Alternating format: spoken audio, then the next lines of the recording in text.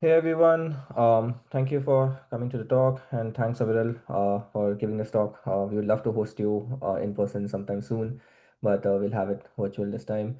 It's my great pleasure to introduce Aviral to give this talk.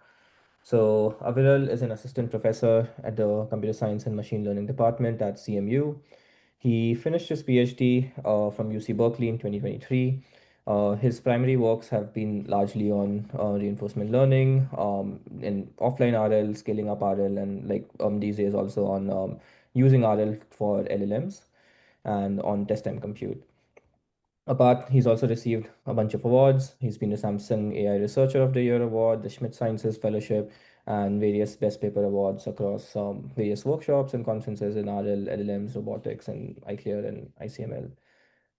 He's also been my batchmate, so it's really nice to have him here and host him here. But yeah, without further ado, I'll give it to Aviral and looking forward to hearing from him. Yeah, thank you for the introduction, and and nice to be here at least virtually. That's great. And thanks for inviting me. I'm going to today talk about what I've been calling the importance of in-context exploration for test time scaling or reasoning or whatever you want to call it, thinking models. And this is going to be actually a talk based on some work which we put out on archive in July. I'll talk about what that is, and also some sort of more ongoing in progress work that we've been kind of just doing. Now it's not some work that I'm going to talk about is not even out yet. So it's really just very, very much fresh, especially the second half of the talk. If you have any comments or feedback, I would love that as well. And if you have any questions, especially if something is not clear, please feel free to ask around during the talk. So appreciate that. I cannot see the chat though, so if there's a question, please just speak up and I can stop. Okay, so let's get started. We have been seeing a lot that nowadays LLMs do a lot better when they are run for longer, and this is sort of what's called the paradigm uh, of scaling test time compute, where rather than like getting a model to answer or to generate a particular response given a prompt right away, we get models to actually run for longer, potentially perform some useful computation in hopes that this will lead to a better answer in a more robust and generalizable manner. Um, Turns out that the same is the case for agents as well. So if you're familiar with a lot of things like deep research, as well as sort of computer use agents, and a lot of these things that have happened recently, a lot of those sort of models also kind of operate on the same principle, where you're gonna get your model, which is gonna process some inputs, potentially get some external input like humans, input from humans, for instance, potentially some outputs from tool calls, etc. In all these cases, this model is also performing some useful computation, which is now sort of a combination of actions that the model prescribes, as well as sort of additional external output that it or additional external input that it gets, in hopes that again, finally, the model ends up getting to the right answer. So in both of these cases, we are spending more computation in some way or the other in hopes that that's right or that's useful to eventually get to accomplishing the task at hand, which is specified by the prompt. So what I guess I'm going to talk about today is how can we actually train LLMs and or agents in this case to sort of make use of test time compute in a good way. So to be able to be run for longer and do better. So how can we kind of train LLMs to do so? Now, if you're following the literature on a lot of these things around reasoning models and such, you know that the answer somehow lies or somewhat lies in sort of this area of doing some kind of post-training or fine-tuning with reinforcement learning. And there's tons of work happening in this area right now. There's literally like 4 papers on archive you see every day at the very minimum, although I don't even look at every single paper in archive, so probably there's many more. But what I'm going to do in today's talk is to think about what are some basic fundamental principles we need in this notion or in this paradigm of RL post training to make this happen, to be able to train LLMs that can meaningfully make use of test time compute in the right way, that can meaningfully use more computation to get to right answers. So before I go into kind of exactly how this is to be done, the first question to just ask broadly is, why would or when would more computation translate to higher gains? Meaning, why would even RL learn to translate any more test time computation to sort of better performance on a given problem? And to answer this, so this is a question that one can study in itself, and there's a lot of technical depth to just even answering this question properly. But just just to sort of give you some intuition, especially in regards to a perspective that I hold towards this question, I'm going to show you a very simple conceptual example. So what I'm going to ask, what I'm going to ask is, when does conceptually spending more compute translate to better performance? And the simple answer that I take to this question is the following: if my model ends up using computation to implement some fairly general algorithmic procedures or fairly general search procedures, then more computation to translate to more gains, because we know search, for example, if you have followed Rich Sutton's bitter lesson, search, for instance, is one of the procedures which can kind of give you more juice out of a particular amount of input scale or input computation that is put into the algorithm. So what do I mean by this very abstract thing that I just said? So to sort of understand that, let's look at this little proof problem, right? It's a problem to prove something about some sub-Gaussian random variables. In this case, if my model could, potentially implement procedures such as, potentially recalling a bunch of useful information like the Bernstein's inequality, maybe attempting something, maybe doing some kind of verification and revisions and so on, or maybe thinking about some kind of like going down a particular approach and then backtracking as and when needed, meaning that it's implementing some kind of a search procedure. If these sorts of procedures can be learned fairly generically, fairly generalizably, given a problem, then no matter how hard the problem is, if the model knows how to make progress, how to do meaningful computation, and meaningfully do so by implementing such procedures, it should be able to solve these harder and harder questions as you simply let it run for longer. So one sort of idea of when more computation translates to higher gains is when you can get your models to implement algorithmic procedures, or what I would like to say, to do some kind of in-context search or in-context exploration, because these procedures translate more computation to better performance, sort of almost provably in a way. So what I'm going to do in today's talk is to think about how can we actually train with RL, how can we actually train LLMs with RL to make them be capable of exploring in context or searching in context really, really well. And again, as I just said, right, just before this, if you can do so in a generalizable manner, then more computation, more test time compute should lead to better performance. And that's kind of what we want in this paradigm of scaling test time computation. So I'm going to talk about two sort of rough directions in my talk. The first one is going to be this, as I mentioned at the very beginning, a work that we called E3. It talks about how you can sort of get in-context exploration, or how you can amplify in-context exploration or in-context search abilities of models by thinking about this paradigm of chaining some basic skills that exist in pre-trained models together, so that your model can learn to like do interesting procedures on the fly as it spends test time compute. And what is the core underlying RL recipe to make this happen? We'll talk about that. And the second part, which is sort of the more new stuff that we've been working on, is going to be how can we kind of actually go beyond this paradigm of just purely sort of chaining some basic behaviors that exist in models, especially if you think about very, very hard problems. For instance, problems where your base model or even your a reasonably trained model cannot even get any successful trace. How do you actually learn on those kinds of problems with some sort of off policy or oracle or expert guidance to kind of dictate this process of in-context exploration? So that's sort of the second part of this talk that I'm going to talk about. So let's get started with the first part. But before that, what I'm going to do is I'm going to start with some two very conceptual questions that I think will get us all on the same page as to what reinforcement learning tries to do in the first place, and in this context of LLMs and such. Okay. So the first question is, and just before actually I even go into the first question, for those of you who are not fully familiar with the setup of reasoning or setup that we are operating in, we are thinking about simple setups for training. We have a data set of problems. Let's think of it as math problems, math word problems.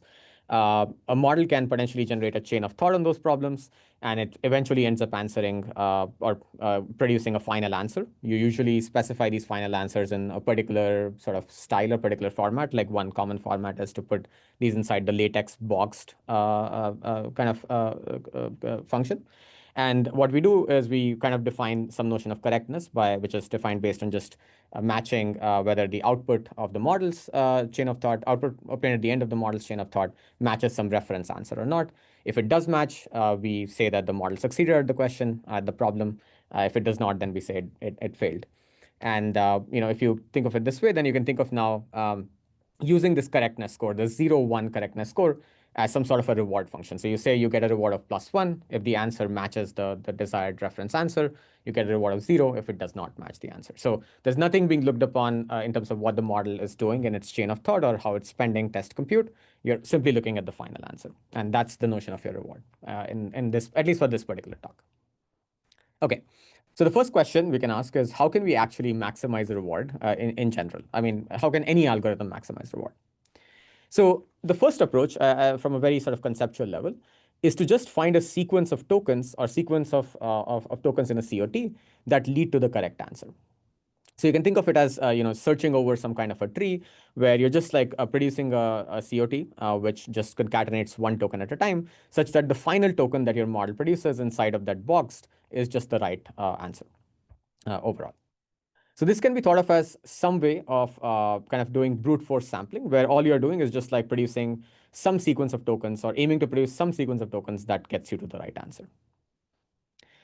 Another way you can think of conceptually maximizing reward is by doing what I like to call chaining, or chaining some basic behaviors that exist in the base model.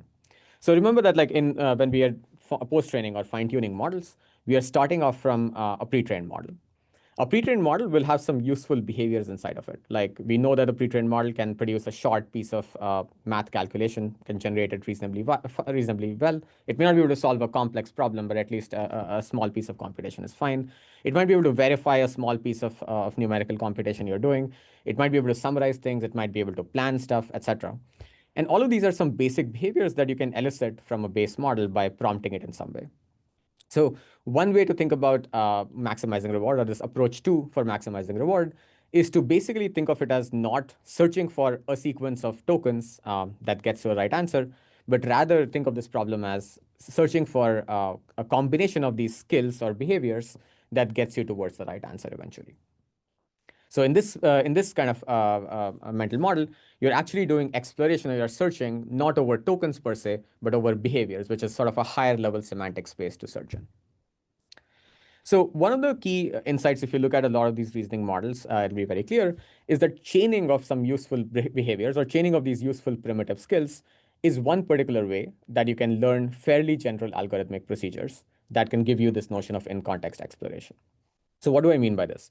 Let's say if I wanted to solve a very hard math problem, I might want to chain together basic skills I have of manipulating algebraic expressions, for instance.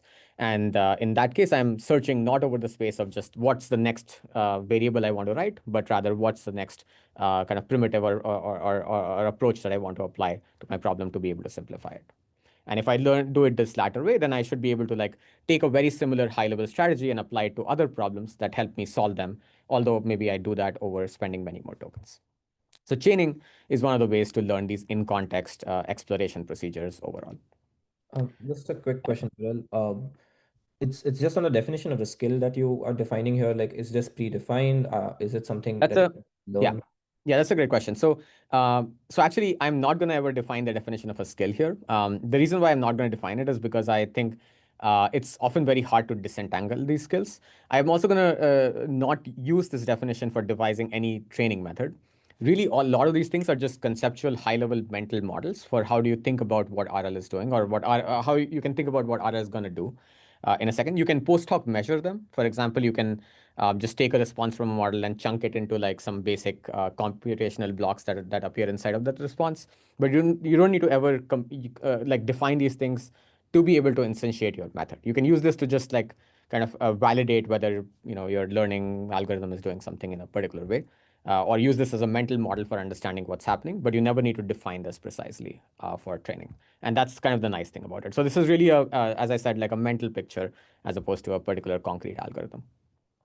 Got it. Yeah. Thank you. Okay. So chaining is one of these procedures, at least from this mental picture perspective, that can help you do this in-context exploration. Now, technically speaking, say if I wanted to do RL, we all know that, or I guess at a high level, if you look at RL methods that we use for LLMs, they usually learn from on-policy rollouts, meaning you sample from your model a bunch of traces, You reward them, you score them with the reward function, which, as I mentioned earlier, was a 0, 1 reward. And you are going to learn to like sort of amplify stuff that gets you the +1 reward, and de-amplify or reduce your probability on the stuff that gets you the 0 reward. So in principle, like this procedure is agnostic to anything that we talked about with chaining or brute force sampling or brute force search. But now, so as a result of that, one question that comes up now is, well, how can I actually incentivize, or how can I actually learn to do chaining more when I do RL, when I do RL training of a model, especially when I don't want to define any of these notions of skills, etc., explicitly? That's not very clear. So the very simple high-level answer of when normal RL, when RL without any definitions of skills or anything would actually prefer chaining, is when training rewards that you see with chaining are higher than training rewards that you see without chaining, with just this brute force search. So if during training, all the traces that get high reward have this flavor of chaining, as opposed to all traces that get high reward having the flavor of brute force search, then chaining would be reinforced. And this is just sort of just the basic way in which RL operates, where it amplifies stuff that gets high reward. So one of the questions now that comes up when you think about designing RL algorithms that can amplify chaining behavior is to think about how can you make sure that during training, rollouts of this form actually get a higher training reward than rollouts of the second form that maybe is not desired. So that's going to be the basic question. That's going to motivate a lot of the design choices I'm going to talk about, which is how can we ensure that RL training, which in itself is fairly agnostic to chaining or not chaining, can still amplify chaining of skills during training when we post-train these LLMs with RL. And that's going to be the basic technical question that's going to guide our design choices that I'm going to just talk about in a second. Okay, so that's the first part that I'm going to talk about, which is this paper called E3. If you're interested in looking at this paper, the full title of the paper is right here. It's on arXiv. I think we put it out in July, and it's there. So the first thing we'll talk about in order for answering this question of amplifying chaining is what are the ingredients that we have at our disposal to actually amplify this behavior. And there's two ingredients, actually. The first is the property of the base model that we are actually going to fine tune. And the second is a property, or the negative gradient is what I call it, is the property of the learning algorithm that we utilize for RL training. So let's get started with the first ingredient, right? So if you think about amplifying this chaining behavior as opposed to just search behavior, you need to make sure that rewards with chaining are higher than rewards without chaining. Now, rewards with chaining would not be higher over the course of training if at least at the base initialization, at the initialization of RL training, that's not the case. So the first thing you need to make sure is that you have a good base model which somewhat prefers chaining over not chaining altogether. So that's kind of the first basic base case condition that you need to have true so that you can actually amplify any of this behavior when you run RL training. So what you want precisely is you want a model such that when you give it a problem, and let's say you sample multiple traces on this problem from your model, and let's say you divide these traces into two categories. One which primarily uses, let's say, just uses its generation capabilities, just producing a solution kind of fairly linearly. And the second one, which let's say composes multiple of these skills, let's say, something that like produces a response, maybe backtracks, then maybe produces something else, maybe, hypothesizes a new plan, etc. So, chaining multiple of these behaviors. If I partition these rollouts into these two parts, I would want in some way that for my base models rollouts, the chaining more should correlate with a slightly higher reward overall. So chaining should correlate with a higher reward. Only then can I actually amplify the latter behavior, because if not, then there's nothing about the base model that I can actually exploit in this particular setting. Turns out that if you work in this area, or if you have heard about this, the Quen models, for instance, or DeepSeek models actually showcase a lot of behavior where this correlation is true. Whereas, for instance, the Llama 3.1 models did not showcase any of this behavior, and therefore it was very hard to actually get them to do reasoning really, really well if you just started to do RL fine tuning on them. And this is sort of one mental model to think about why that was happening. Okay, so you want chaining to correlate with a higher reward. And one question that we can ask is why in the first place at all this would happen. So right, why would even in like conceptually chaining correlate with reward at all, with higher reward at all overall in general? And the answer for this is oftentimes when we have pre-trained models as a result of being trained on human data do show a lot of asymmetric competence across various capabilities. So maybe a pre-trained model, because they're trained on human data, humans themselves are not necessarily perfect at generation as they are at potentially critiquing a particular part of a response. Or maybe humans are great at potentially just writing down a broad set of thoughts as opposed to like writing them down in a very careful manner, which is, well ordered and so on. Or maybe we are capable of like summarizing ideas much better than generating the best possible ideas already. And a lot of these asymmetries or differences in the levels of competence that humans show does actually translate to what these models show after pre-training.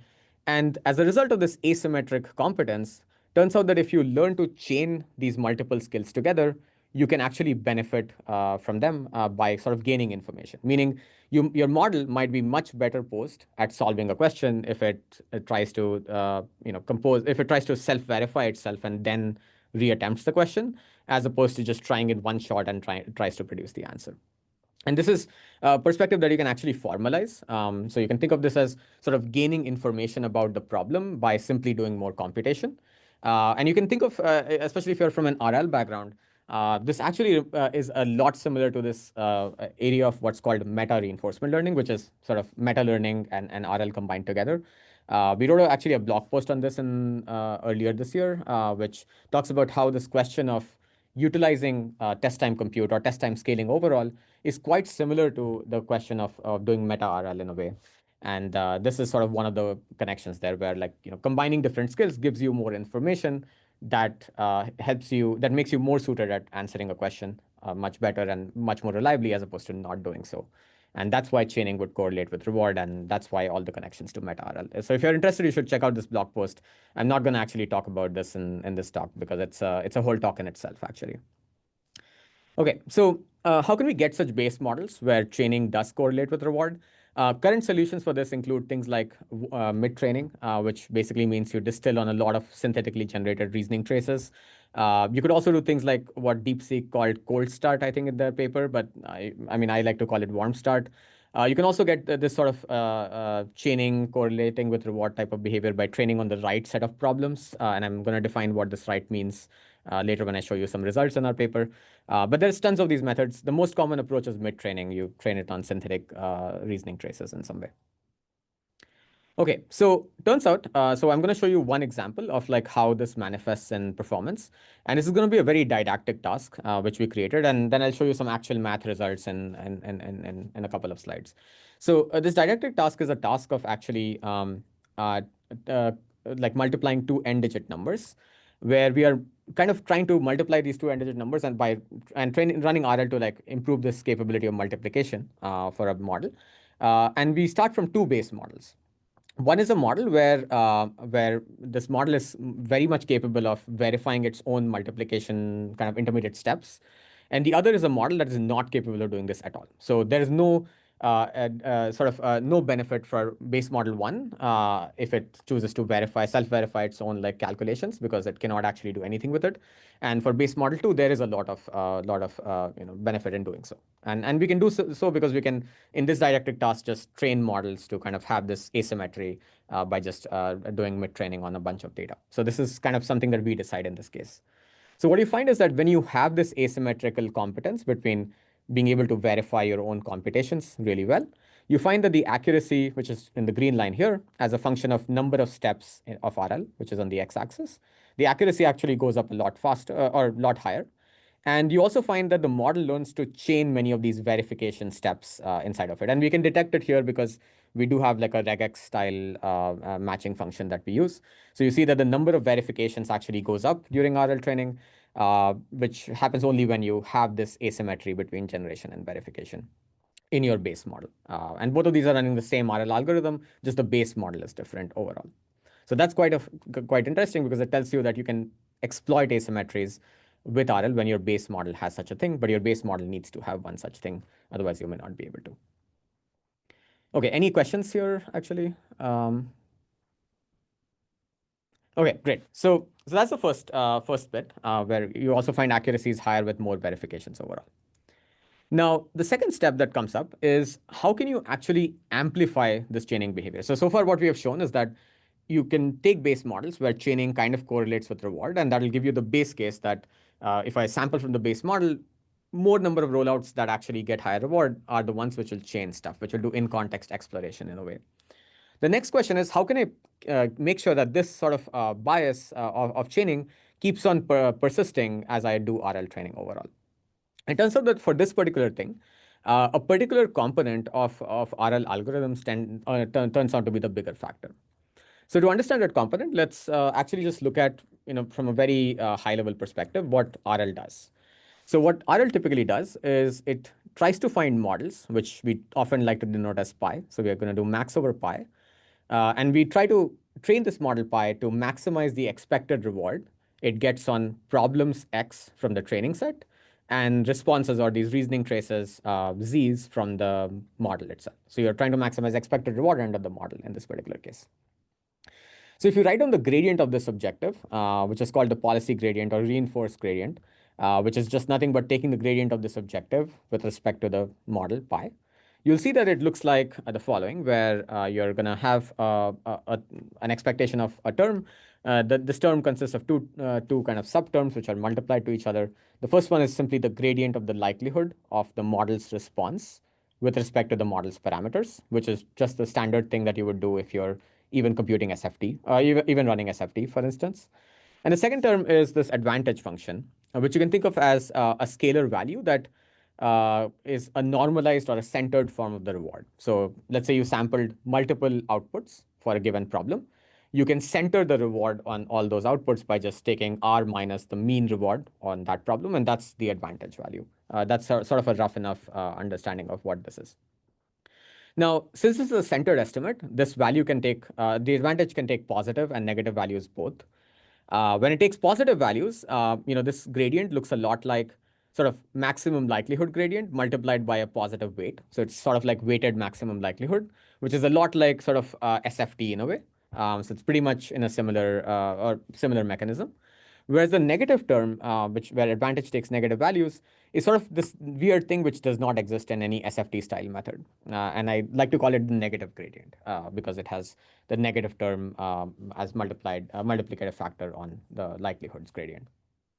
So if you analyze what this negative term does, you'll find that this negative term actually reduces the probability mass on the Z that was sampled on which this negative multiplier was used.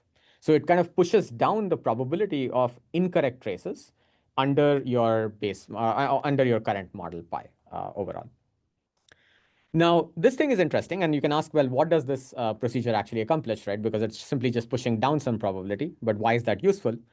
Turns out that when your base model has this prior for chaining, this negative term actually amplifies that chaining behavior. So you can actually ask the question of, so we know probability mass is conserved. It always sums to 1, which means that if I push down probability on a certain sequence, where does that probability mass actually end up going? Turns out that in general, we can't say anything about it. But when your base model has some priors for chaining these skills, then this probability mass that you recover by pushing down on negatives, it goes to chaining more skills at that particular step of the response. So if you have seen RL increasing response length, a lot of the times that's actually because of the negative gradient in RL that leads to more chaining. So just to kind of show you an illustration, let's say you have a prompt on which you had some response and you had an EOS token and you got a negative reward, meaning the response was actually incorrect. The negative gradient on this particular prompt and output pair is going to reduce the probability of EOS conditioned on whatever stuff was produced before it. And instead, that probability mass is going to go to some other token. And if your base model has some prior for chaining, that some other token is going to simply correspond to the starting token of the next skill that you're going to chain right at that particular point. So you're going to actually grow your response length, and you're going to now have a different chain, a different skill that kind of is going to come up. And you often see this reflecting in terms of these like reasoning models thinking about, saying wait and then doing a bunch of like self-verification, for instance, or alternatively, and thinking about a new approach altogether. So that's sort of what is happening in this particular setting. So in a way, this negative gradient actually results in chaining, and I'll show you results on just the next slide, that it actually leads to, it's one of the biggest drivers behind like sort of length increasing over the course of training of RL, and you resulting in sort of like these traces which do a lot of backtracking and reflection and so on. Sorry, was there, I think, question. I just had a quick question. I'm also like, I understand you're giving a quick setup here, but I also wonder that um, you might also have responses where you don't have chaining, but it leads to a positive result versus um, any negative result, right? And that is also a negative gradient reward, which is gonna like, so they're like contrasting rewards basically in some ways. And I understand that the weighted, like, some might still be negative in a way and it's pushing away from chaining. But do you think that will also impact this whole training pipeline? So that's a very good point. So yes, and so I think the more precise answer is yes, for sure. A lot of the times, if you've seen, we look at, for instance, yeah, we often look at like scenarios where like so if yeah okay, I actually, let me put it this way. So there are cases, for instance, where if you're so let's say you're running RL and you have a set of prompts you're training on, you might see that on certain prompts you might simply not have enough positives, for instance, because maybe most of the responses are negatives. Or you might see on certain prompts you have most positives and very few are negatives, for instance. And there you actually find that you might actually inhibit chaining in one of these sort of extremes, potentially, because a similar argument you can apply there. For instance, if you're mostly positives and very few negatives, maybe something else can happen because of the weight being different, and it does happen. But I think that's oftentimes like when you run practical implementations, you kind of try to balance out how many positives and negatives are there in a batch.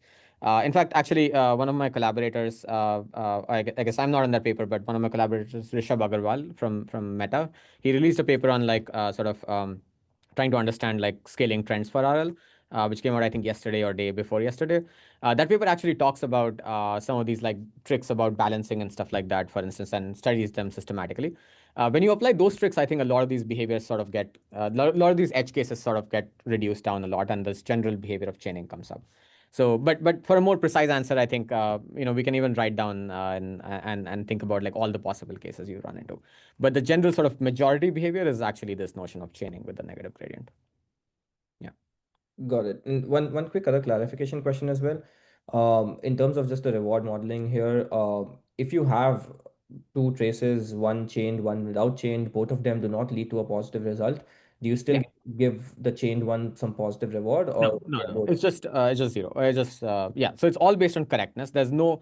That's why the setup that I tried to set up earlier on was that the RL procedure has really no knowledge of what is chaining or what is not chaining. What Okay. we want to do is use these as mental model or abstractions to actually get to a model which can do these kinds of things to do well. Makes That's sense. the sort of thing. Yeah. Yeah. Okay. Great. So I'm going to show you some results on the negative gradient. So this is a toy domain. I think it's a mixture of countdown tasks, which is this game of 24, which is commonly used in a lot of papers. And you see that again when you run GRPO, which is one of the algorithms which has the negative gradient inside of it. And it has tons of other tricks as well, like importance weights and stuff. We did update over whether that is important or not, and it's all in the paper. But yeah, so GRPO is this algorithm with the negative gradient. And the blue line here is the one where we mask out the negative gradient altogether. And you can think of this dashed lines as simply evaluating the model at a very, in a way that's given a lot more tokens to kind of think more, to think about. So it's kind of like acting for longer, but you can ignore even the dashed lines if you want to for now. But the solid green line versus blue line is the comparison. And you see that the accuracy is higher with the negative gradient. The number of verification calls, for instance, the number of times the model chooses to self-verify itself is a lot higher over the course of RL training, which is the x-axis. And also the response length is higher. And the same is kind of true for math as well, where this is on a giant data set of, or a subset of this data set called deep scalar, which is training on a bunch of like math problems. And again, the same thing is true where accuracy is a lot higher with the negative gradient. The number of verification calls increases over the course of training, and the length also increases over the course of training, whereas it decreases or plateaus for like the masked version, which is sort of the SFT equivalent version. So what this tells us is thinking about the negative gradient is important, and like RL is not just equivalent to like on policy SFT, which is sort of a common misconception I often see in literature as well, at least in the case of these base models that we are talking about overall. Okay, so now with these ingredients, right, with the negative gradient and the base model which has chaining, we can ask how do we get the best in context exploration or in context search behaviors. And to do so, we kind of, we build this recipe called E3. There's nothing nothing super complicated. It's fairly straightforward. And the idea is to kind of rely on a curriculum, actually. So turns out that if you just train on the right problems with the right output lengths, you can actually structure this in-context exploration in the right way possible. So what does this recipe do?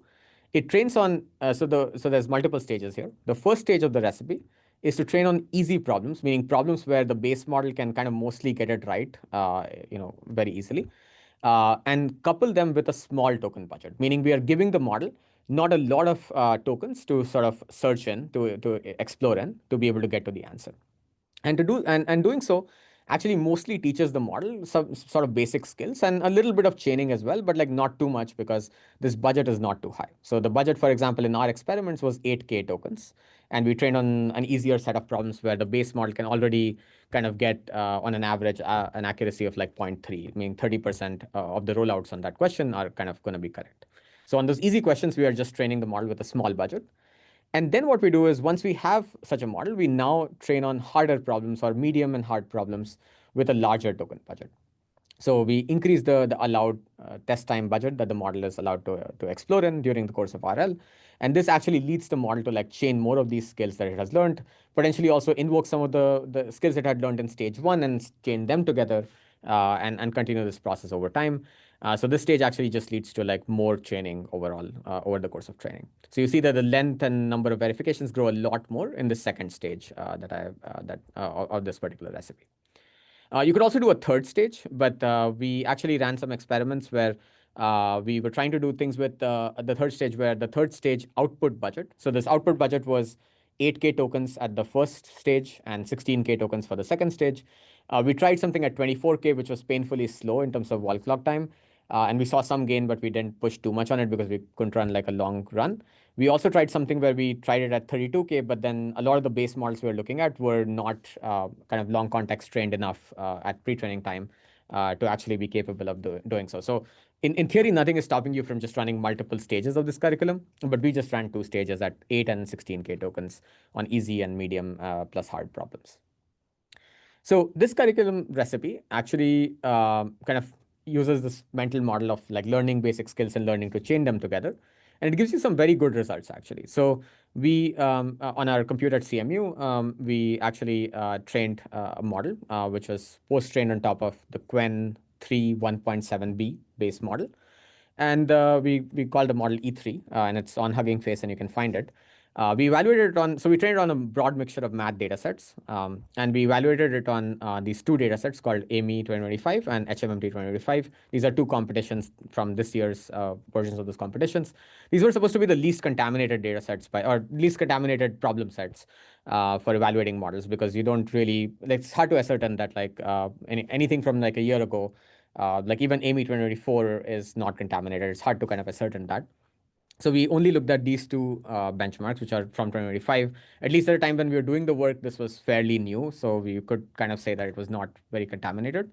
And what we found was that actually our model, which you see in black here, actually did pretty well. So what is this plot showing? So it's showing the accuracy that the model gets, or that many of these models get. And I'm going to talk about what these are in a second. So many of these models get as a function of how many tokens do I allow the model to run for during test time. So it's trained at 16K tokens, but I can run the model for a lot longer at test time. And that's the regime that I'm going to call extrapolation regime, because it's running for a lot longer than 16K until up to 32K tokens in this particular setting. And that's why you see the gray shaded area in both of these plots. So what we find is that our model, which is the E3 model in black, actually does a lot better. So first of all, it does extrapolate really well, whereas many of the other models, many of the other open source models we looked at just are flat overall. Especially the S1 32 billion parameter model is just flat. It doesn't do anything. It's trained with SFT in this particular setting. And what we found was that our model was a lot better than many of the 7B models, as well as 32 billion, like S1.1 model, for instance, on AME at the time when we released. I think right after our release, we also there was also a release of the NVIDIA Nemotron research reasoning model, and we were still better than them. And also the OpenThinker 1.5B model, and we were also better than them. Although I guess we used like a lot less compute than any of those works overall. I think now the NVIDIA Nemotron model is actually a bit better than us. I think the release from like a month or 2 months ago. But yeah, at least until then, we were all this was sort of the best under 2 billion parameter model on these sorts of math reasoning style tasks that we could look at. There was a lot of like interesting details that went into it. Like for example, we found that coupling the data and the token budget was really important. So as I mentioned, the curriculum trains on the right on problems and sets the budget accordingly. Like easy problems at 8K and medium and hard problems at 16K, and those kinds of things were really important. So if you trained on like sort of if you trained on hard problems, but like let the budget be or actually sorry no if you run easy problems but you have a really long output length, you'll get models which will not learn to do search really well. If you instead train on a fixed budget of 8K tokens but then train on very hard problems, you'll also hurt your model's capability of like using more compute at test time or extrapolation to get better performance. So what was important really was basically coupling the data and the token budget that we used for training overall, and that was really really important in this case. Yeah, I guess just wondering if anybody has any questions here. Okay. I had a quick question, Yeah, maybe. yeah, yeah. This is just the behavior I've found.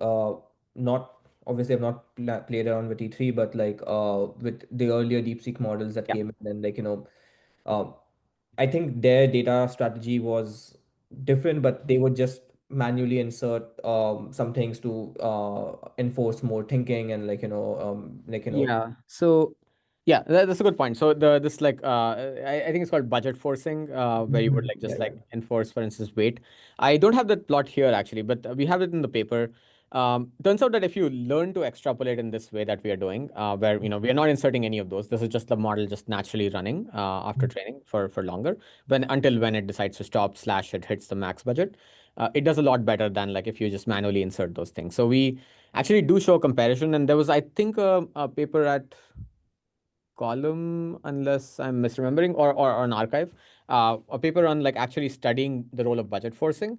And what you Mhm. find is that it's not a very reliable way of like increasing your extrapolation performance. So Mhm. it can show you like it can give you like a little bit of a gain, but then really, I think if you do this multiple times, you just don't improve much. So yeah, and we do have a comparison to that as well. So we do run that on S1.1 or S1, I think, Mhm. because that was sort of the paper that talked about that trick a lot. But we found that again, even compared to that, we couldn't do much. We could do a lot better, and that approach was not really that much better. So yeah. Yeah. Yeah. A lot of the times when you do this, you will run into models where the models will end up like just like superficially doing a lot of backtracking and such, as opposed to just like actually doing backtracking or actually using or actually doing. Yeah, yeah, that was my behavior. Like that was what I felt as well, and I was just Yeah. curious. Yeah. That's So if you train for something like this, I think if you train properly, I don't think you'll see these behaviors. makes sense. But then if you just insert it manually, yeah, you'll see that a lot. Yeah. Got it.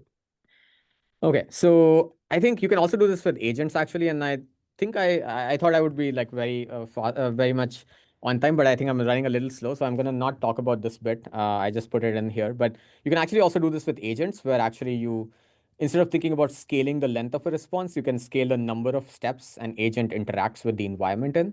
So this is another paper that we had, and turned out that this paper was happening actually parallelly to the E3 paper, but and we just somehow ended up converging to a very similar recipe where you ended up like having a curriculum over the budget, or in this case it means the number of steps your agent can act in the environment, like a web agent or a coding agent, something like that. And you can also train on the right problems at the right budget lengths, and it does work a lot better. So I'm going to skip some of these details, but again, the idea is the same. You train with a curriculum over problems or prompts or instructions, and the number of allowed interaction steps for your agent, and that gives you some really good results again. So this is going to be in the slides. I'll share the slides later, but I'm going to skip the results in the interest of time. Okay, so far what we talked about was how can you incentivize chaining of skills during RL, and that was sort of this E3 work, with a curriculum in the right way possible, with the right base model, and using the negative gradient in the proper way. But turns out that when you want to train these models, when you run RL on a big set of problems, and that's how we kind of got interested in this second part, or what I'm going to talk about in the second part of this talk, when you run RL on a big giant data set, you'll find that many of the problems are so hard that your base model cannot get any successful rollout on them, no matter how much you chain, no matter how much curriculum you apply. And on those problems, there's absolutely no learning signal. And if that's not the case, then you're really just like, no matter how big of a data set you collect, you cannot actually exploit or utilize all of that data. And fundamentally, a lot of these problems are actually, or you can classify these problems into two types. One is a subset of problems where there's some weird mistake in the actual answer for that problem that comes annotated with the data set, which is definitely something that you should clearly fix or throw out. But there's a huge chunk of problems where your base model just simply does not have the right kind of exploration, meaning it does not actually quite produce the right kind of reasoning to be able to ever solve that question altogether. So no matter how much chaining you do, you cannot succeed on those hard questions. So what we wanted to do after this work was to think about how can we start to learn on these hard questions where chaining alone is not sufficient. And the idea was to actually utilize what you can call off-policy guidance. Like that means guidance from other sources. Like I'm going to talk about how you can utilize human-written solutions to guide the process of chaining, and that helps you a lot. So this part is going to cover two works. The first one is called RLAD, which we put on archive, I think, a week or 2 weeks ago. So this is one work that was also, no, yeah, this is on archive. And the second paper, which is still very much in progress, but they are similar, they share very similar ideas. So I figured I'll just talk about them both together abstractly in this particular part of the talk. Okay. So to understand this notion of what we are doing here, I'm going to draw a quick illustration, which is going to be a graph, actually, a graph of the solution space for a particular problem. So let's say I am going to denote the problem as a node in this particular graph. So it's just a node. And what I'm going to do is I'm going to denote all possible final solutions. So this is final solutions you get after the reasoning trace from a base model on this problem in the form of multiple nodes. So you can think of, let's say your answer, the final answer from your model has multiple steps. You can think of each of those steps as a node in this graph. And many of these steps eventually lead to incorrect answers, incorrect final answers. Some of these lead to correct final answers. Some of these don't even terminate, etc. So this is basically a graph of all possible final solutions your model produces after the reasoning trace on a particular question. Now, in this case, in this case, what you can do is you can think of the reasoning that a model produces now as sort of a traversal of this graph. So you can think of reasoning and backtracking and chaining and everything as basically traversing this graph in a particular way to come up with a particular answer. So what does this mean? So you can think of each of these traces as individual steps in a final answer, and each of these traversals as the reasoning trace that led to that final answer. So now on hard problems, right? So far we looked at how can you like amplify chaining, but on hard problems, all of these answers that your model can produce are likely going to be incorrect. So no matter how you traverse this graph, there's no way you can actually succeed at all. And in this case, if you run RL actually, so if you take a mixture of very hard problems where no matter what you do, your model can't succeed, you'll find that running RL simply makes the model overly verbose or makes it like underthink a lot.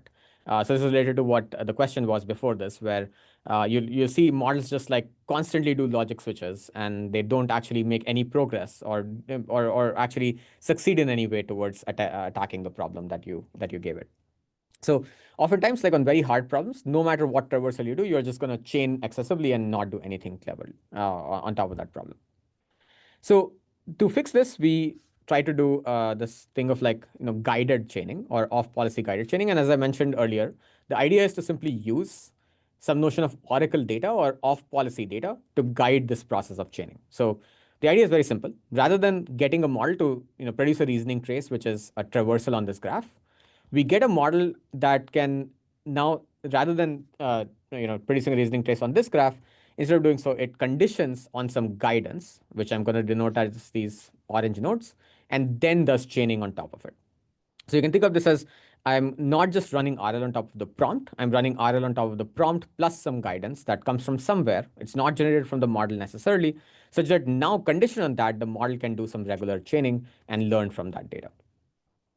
So the question that comes up now is, what are these additional guidance bits or off-policy guidance bits that I'm talking about here?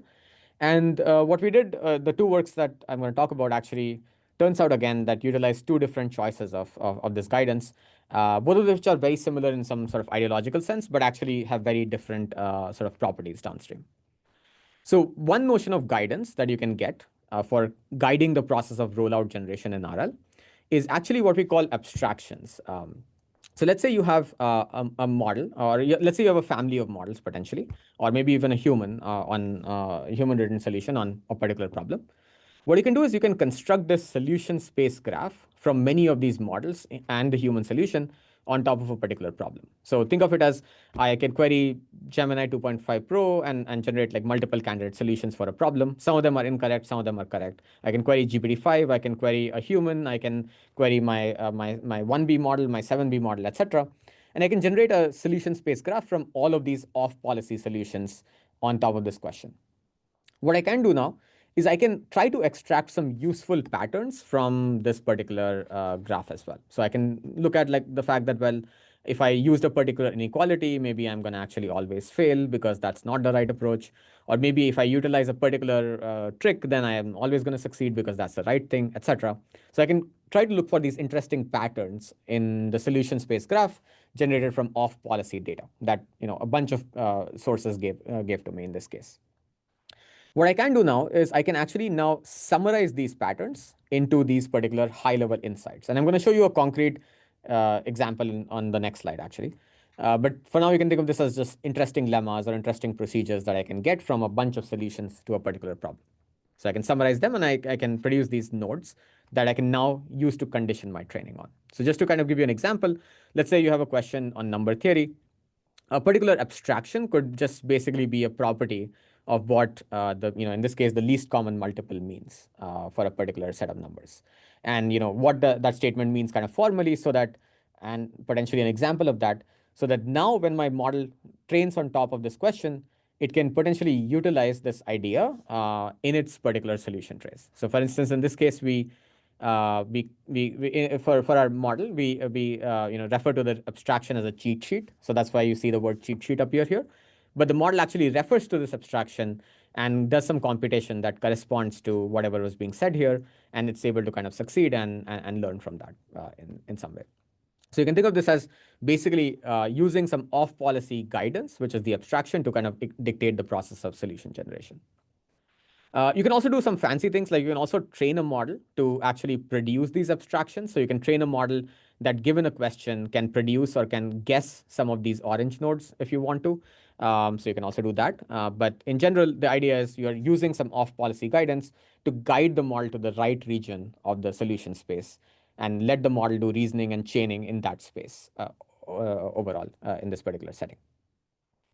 Another thing you can do, which is much simpler actually, is to just use prefixes of off-policy solutions. So what we found, and this is sort of something that is much more work in progress, what we found was that you can just take human written solutions on math problems, like very hard math problems, and you can give the model a question and a partial solution written by a human, just a prefix of the partial solution written by a human on that particular problem.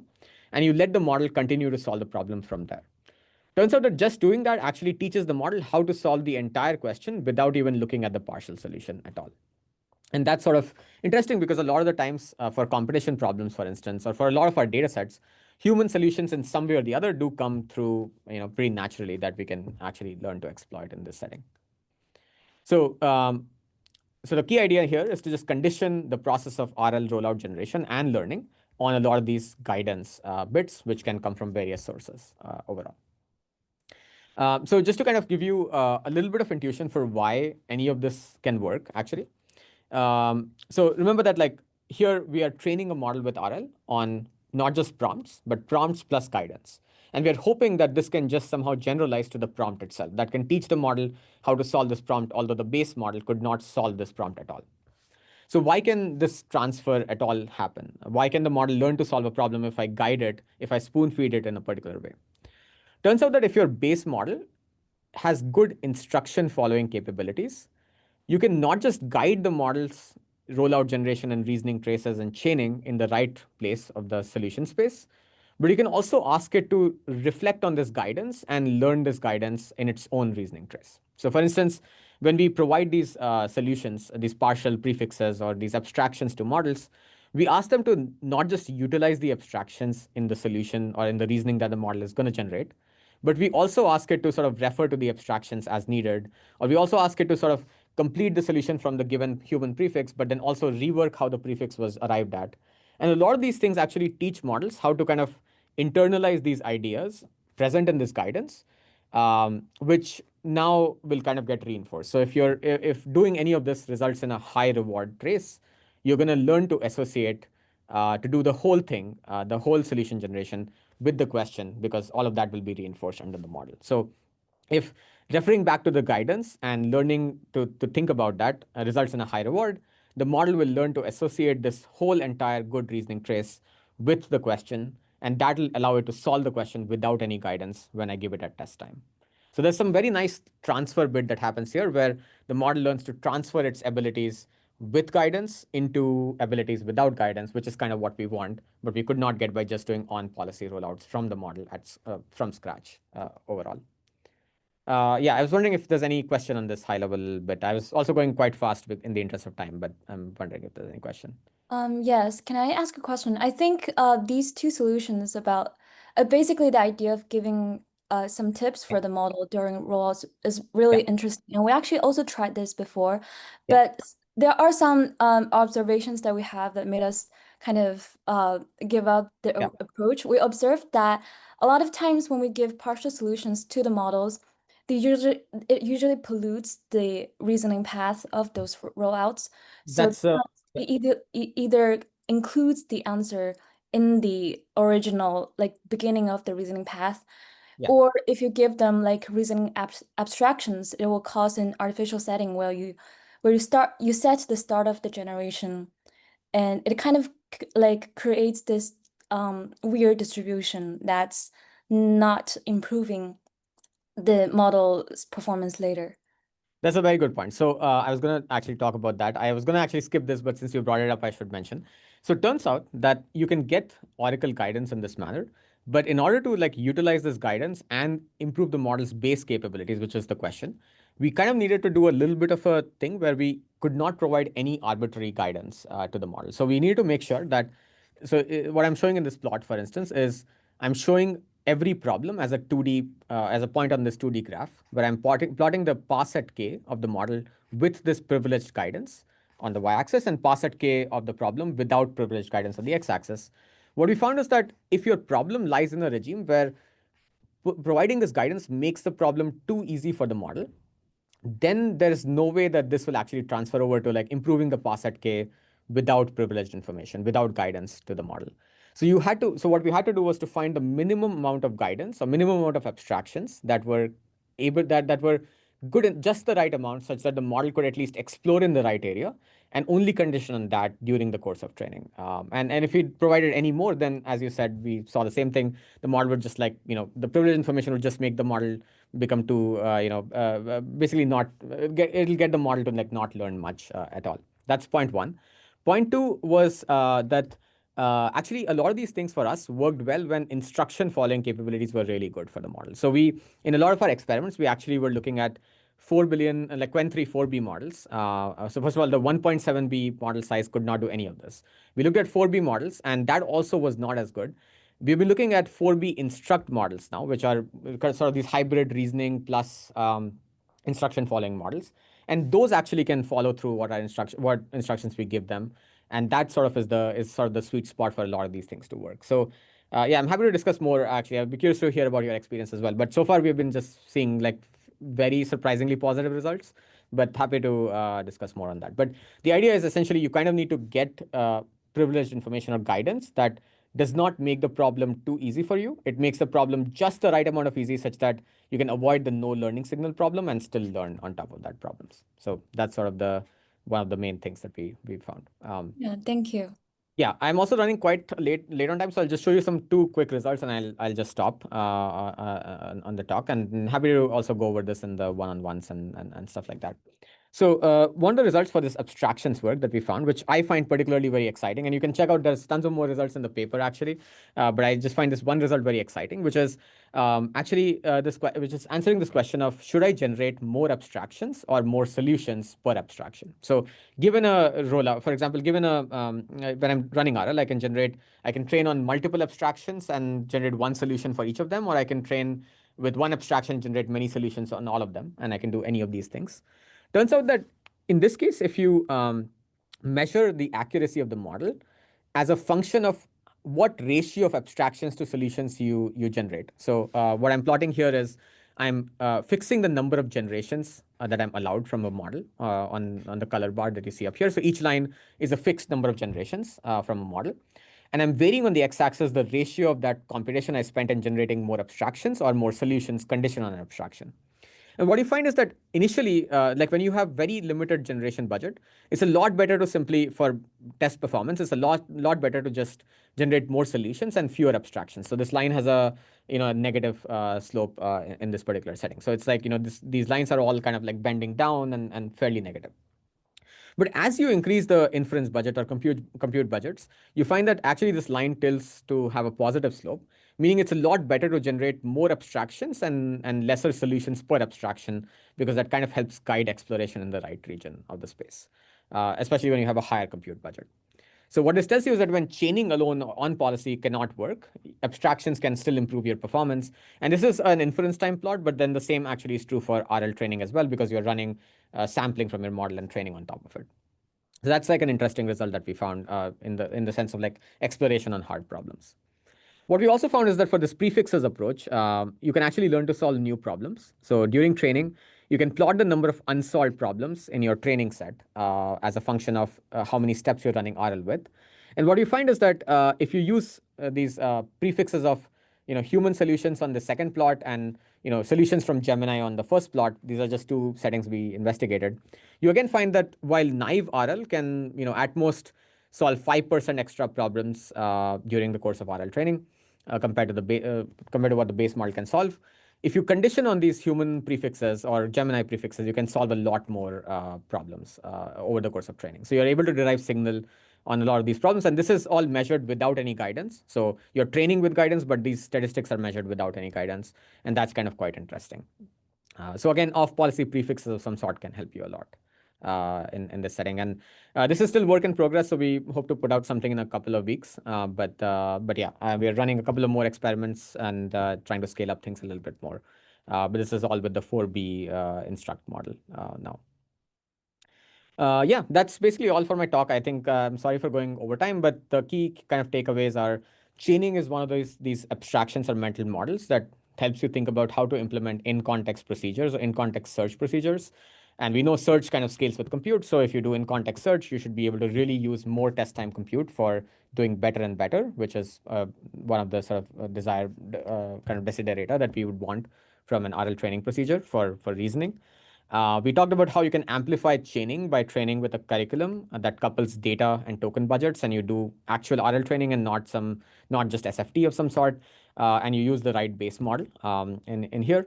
It's unfortunate actually that a lot of the papers that exist out there, they don't run RL at the right budgets or on the right data, which is unfortunate. But we actually wrote a blog post thinking like after the E3 paper, talking about what's the right regime to even do research in for making sure that like a lot of these mechanisms are actually effective. The link to that blog post is on the next slide. And finally, if chaining alone cannot do stuff, you should use off-policy abstractions or off-policy prefixes or any off-policy guidance to make things work. And actually, one side note that I've been seeing more and more is that a lot of the RL work that has been coming out in the community also does not train on hard enough problems, because we often train on a static dataset mixture that somebody else has used, and a lot of these mixtures are becoming easier as models improve. So we should really think about defining the right set of hard problems that we can actually train on to like make our models be even more capable, because there's always something hard that I want to solve. But a lot of our data sets are probably not that hard for training. So yeah, that's basically it. Here are some links to the papers and the blog posts that I mentioned, and this is work done by some amazing students that I work with at CMU and Stanford. So yeah, thank you so much, and thank you. Sorry for going over time, and happy to take any questions and so on. Yeah. Thank you so much.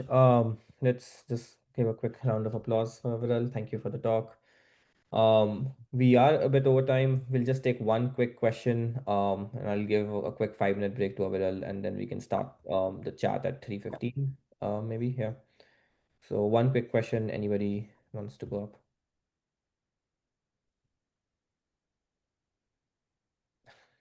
I should have not said one quick question. Yeah, I mean, Uh, I'm happy to like also take deeper questions later or Yeah, on yeah, yeah. Let's going do that later. rather. Let's take a quick break, and like if people want to chat, we still have the slots open, so you can just please jump on the call, and like that's good to go.